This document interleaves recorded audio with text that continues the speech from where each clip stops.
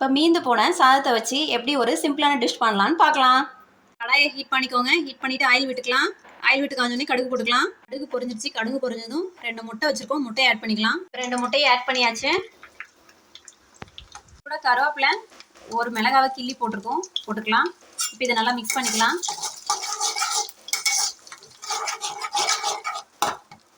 இப்போ இது நல்லா கொஞ்சம் வேகட்டும். இப்போ இதில் கொஞ்சம் மஞ்சள்தூள் ஆட் பண்ணிக்கலாம். மிக்ஸ் பண்ணிக்கலாம்.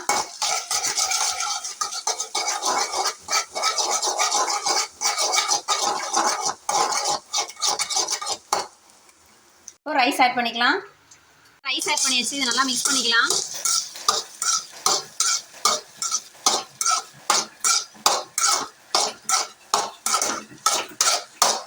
மிக்ஸ் பண்ணிவிட்டு எப்படி இருக்குன்னு பார்க்கலாம். ஃபுல்லாக மிக்ஸ் பண்ணிட்டு இப்போ லைட்டாக மஞ்சள்தூள் ஆட் பண்ணிக்கலாம்.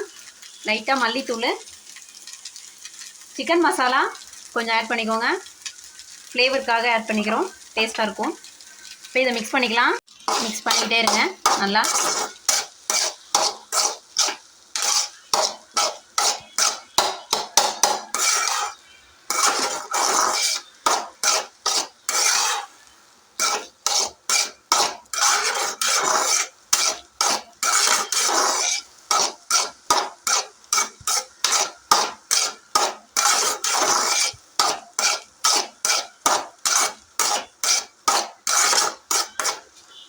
இப்போது எக் ரைஸ்க்கு தேவையான உப்பு ஆட் பண்ணிக்கலாம்.